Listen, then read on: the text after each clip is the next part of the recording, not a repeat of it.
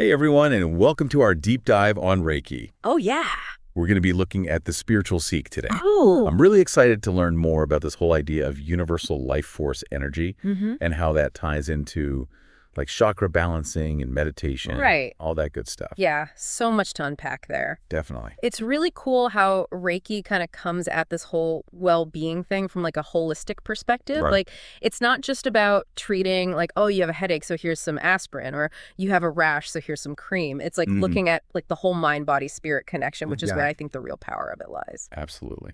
Okay. Okay, so let's just start with the basics then. Yep. What exactly is Reiki? So at its core, Reiki is a Japanese healing technique, and it focuses on balancing your energy to promote healing and well-being. Okay. And it's based on this belief that we all have this life force energy flowing through us. Okay. It's called ki. Have you ever been in a really crowded room and come out of it feeling totally drained? Yeah. That could be a sign that your kid is depleted. Oh, interesting. So Reiki practitioners use a series of hand positions, either directly on the body or just above the body, to channel energy and help replenish and balance your kid.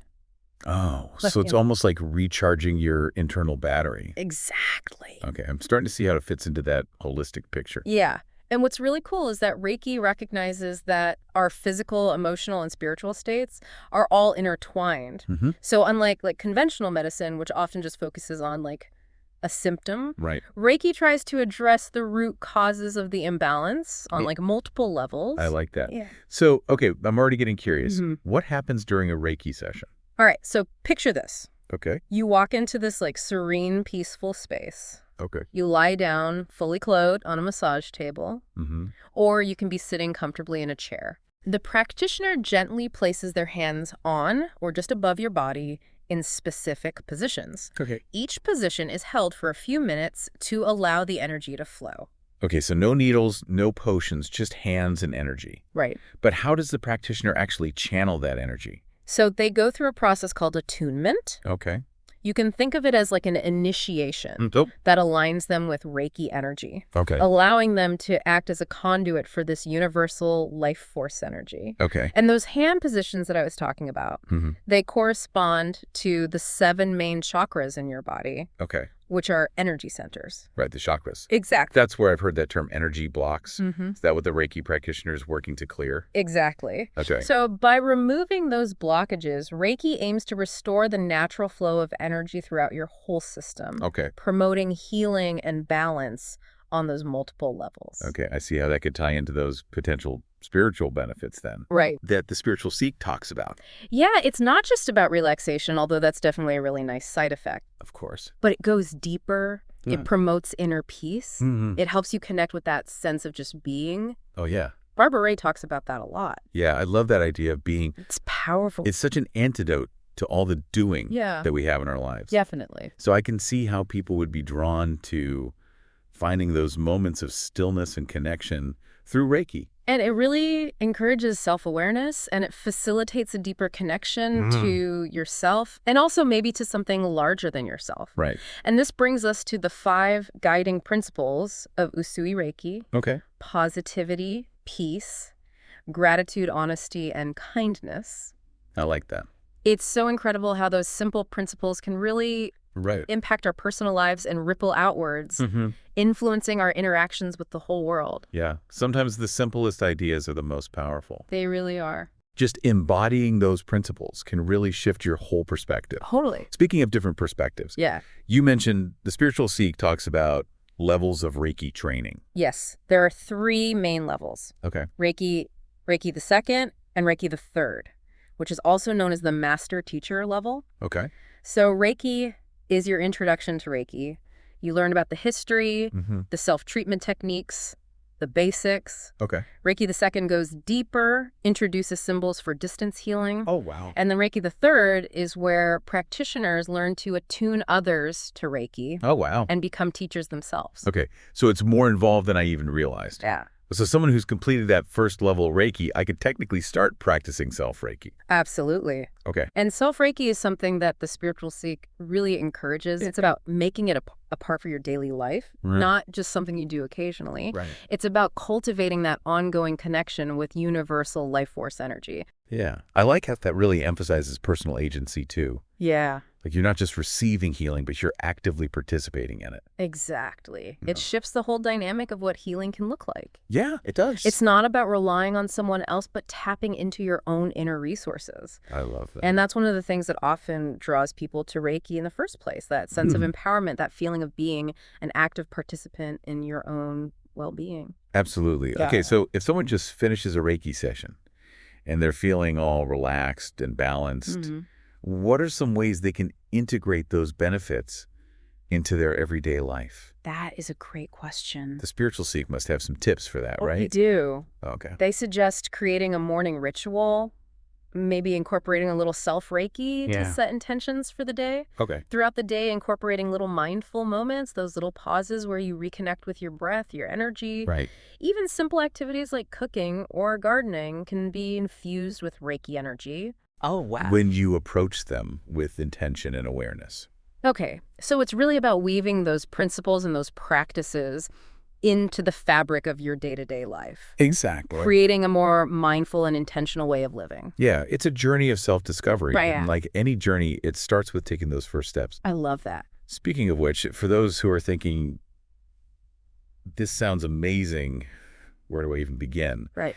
The Spiritual Seek offers some great advice on finding a qualified Reiki practitioner. Okay, let's talk about that. Okay. What should people keep in mind when they're looking for a practitioner? Word of mouth is always a great place to start. Mm-hmm. Ask friends, family, your trusted network if they have any recommendations. Right. Personal referrals can be incredibly valuable. Yeah, definitely. Then you want to check their credentials. Of course. Make sure they've completed proper training and are certified. Don't hesitate to ask about their training program, Right. their experience, and their philosophy regarding Reiki. You want to find someone whose approach resonates with you and makes you feel comfortable. Right. Beyond all the qualifications, trust your intuition. Yeah. How do you feel when you interact with them? Do they create a safe and nurturing space? Yeah. That connection is so important when it comes to energy healing. Absolutely. That's such a crucial point. Yeah. We often overthink things and we ignore our gut feeling. Exactly. It's about finding someone who feels aligned with your energy and your intentions for healing.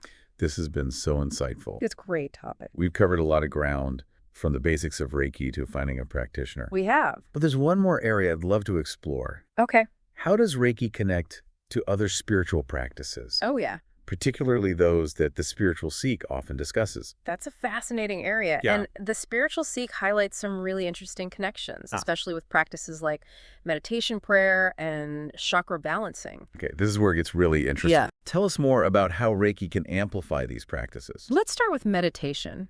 Oh. By incorporating Reiki into your meditation practice, you can actually deepen your state of relaxation and enhance that feeling of stillness and connection. The energy flow of Reiki really complements that focus on quieting the mind, making it easier to slip into those deeper meditative states. I'm starting to see how all these different practices can kind of weave together so beautifully. They do. What about prayer? How does Reiki come into play there? So the spiritual seek emphasizes the power of intention when it comes to Reiki. Okay. By channeling Reiki energy while you pray, Okay. you're essentially amplifying those intentions, Wow. creating a more focused and potent energy flow. So it's like adding an extra layer of intention and energy to your prayers. Exactly. That's powerful. Yeah. What about chakra balancing? We touched on the chakras earlier, but I'd love to hear more about how Reiki specifically helps with that. Yeah, so as we discussed, the chakras are these energy centers that can become blocked, Right. which leads to imbalances in our physical, emotional, and spiritual well-being. Right.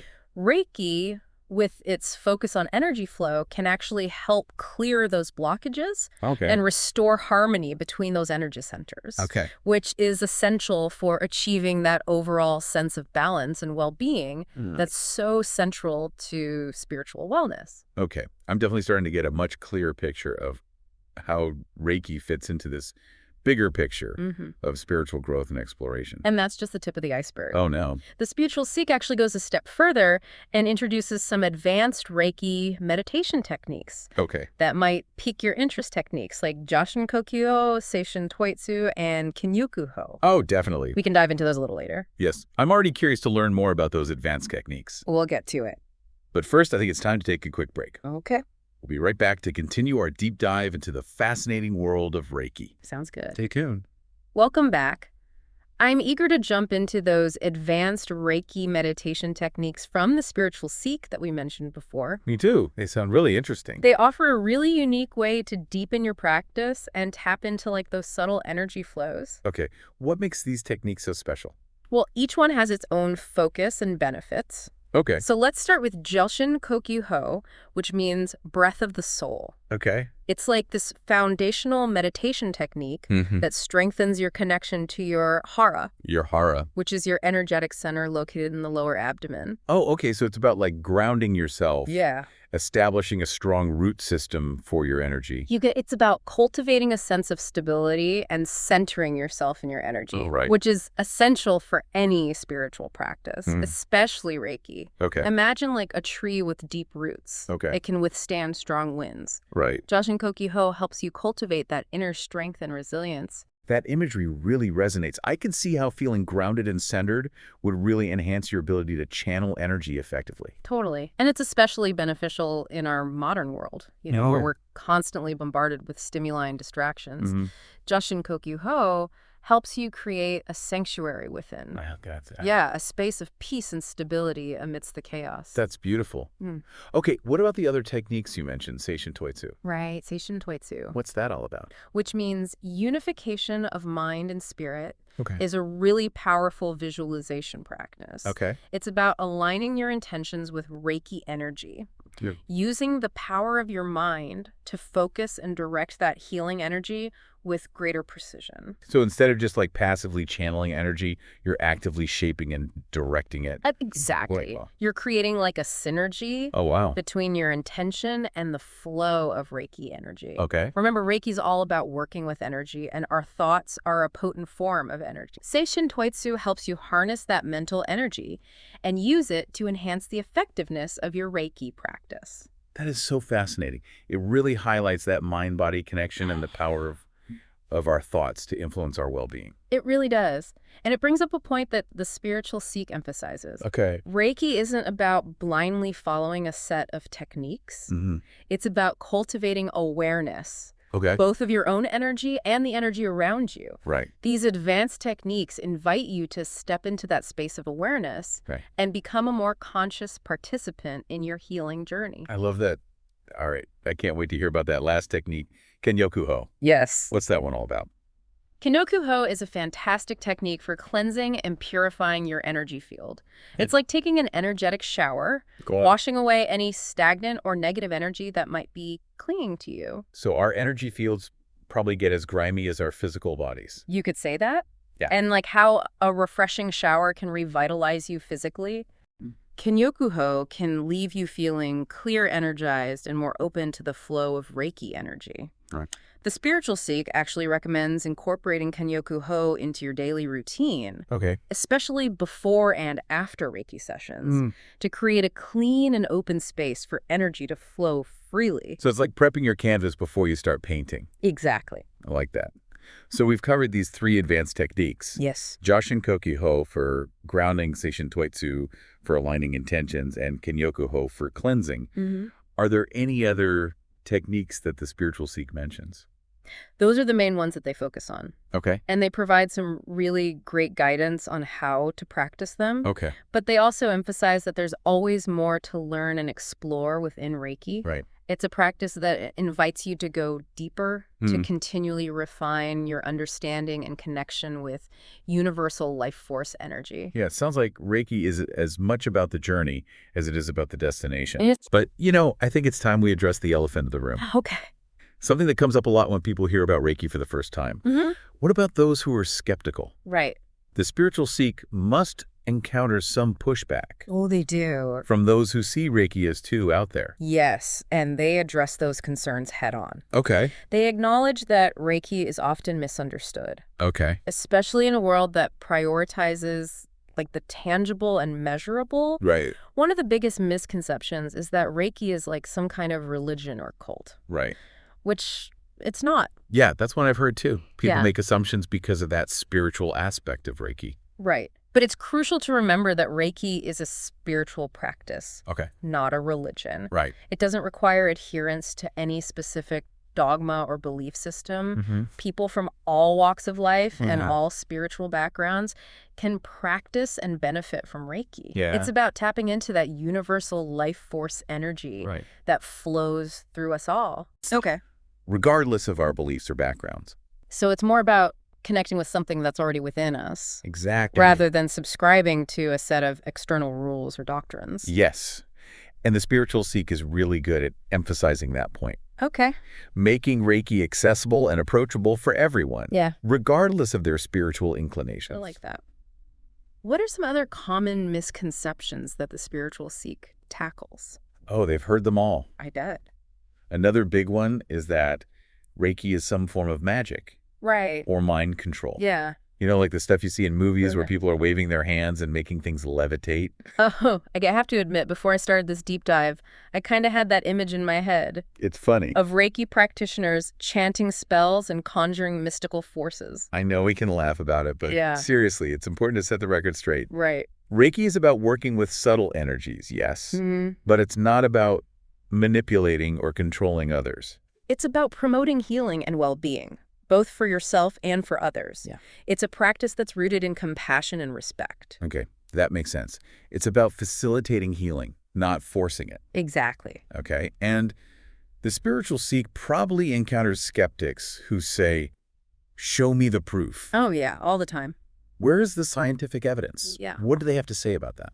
That's a valid question. Hmm. And they acknowledge that while scientific research on Reiki is still in its early stages, Okay. there's a growing body of evidence Okay. suggesting that it can have like a measurable impact Um, on our physiology. Interesting. Studies are exploring the effects of Reiki on stress hormones, brainwave patterns, and even cellular function. So it's not just about those subjective experiences of relaxation or well-being. Right. There might be actual physiological changes happening Exactly. at a deeper level. And this is where it gets really exciting. Okay. As science delves deeper into these energy-based practices, we might gain a better understanding of how they work and how they can be integrated into mainstream healthcare and wellness approaches. Yeah, it's like we're bridging that gap between ancient wisdom and modern science. Yeah. Creating a more holistic and integrated approach to well-being. I like that.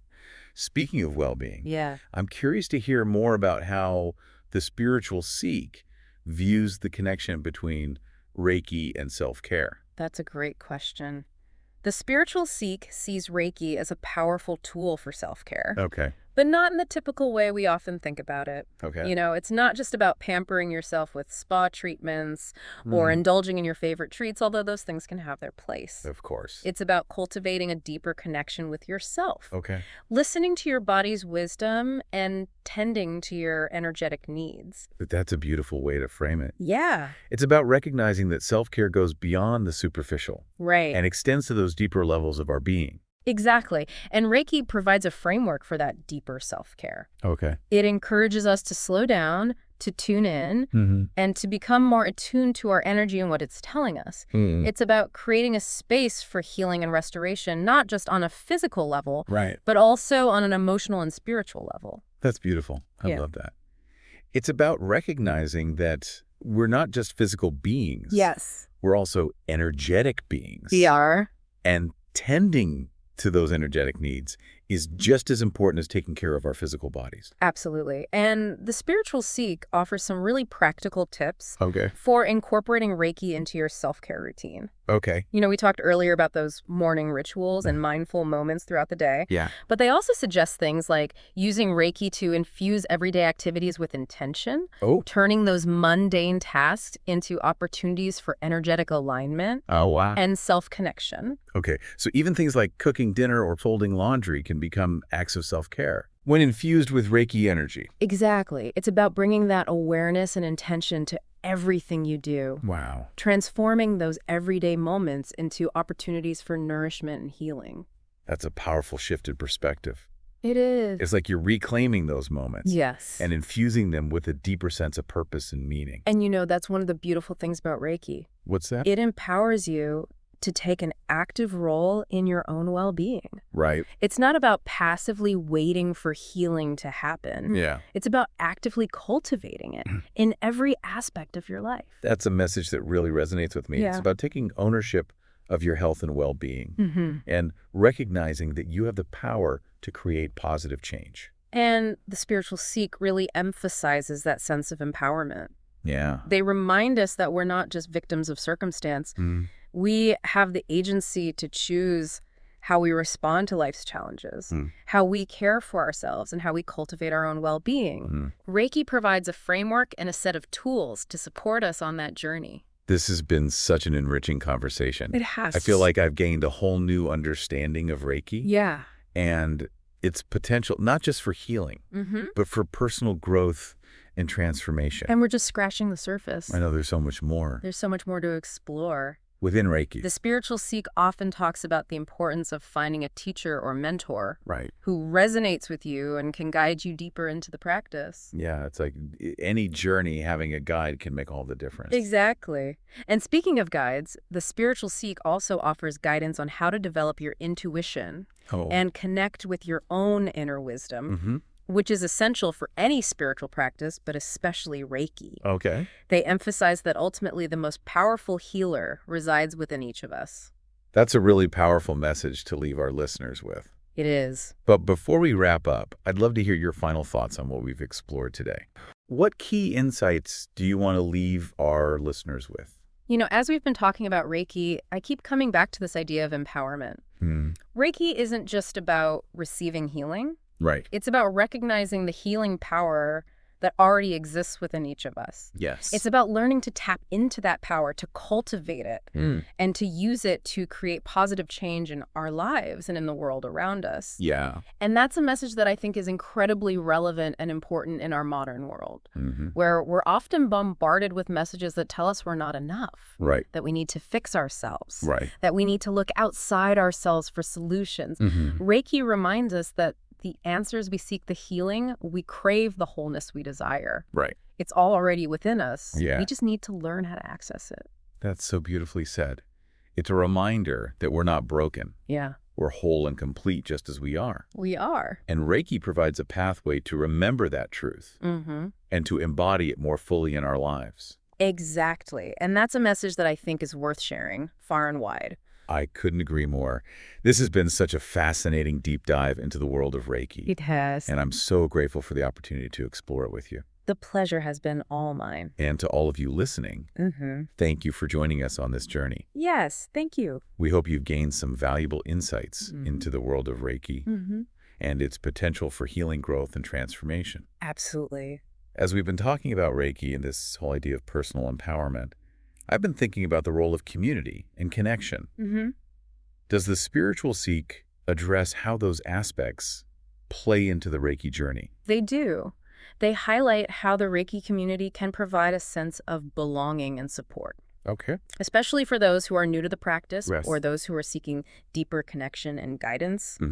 They often host workshops, retreats, online forums where people can connect, share experiences, and learn from one another. I can see how that would be incredibly valuable, especially since Reiki can sometimes feel like a solitary practice. Exactly.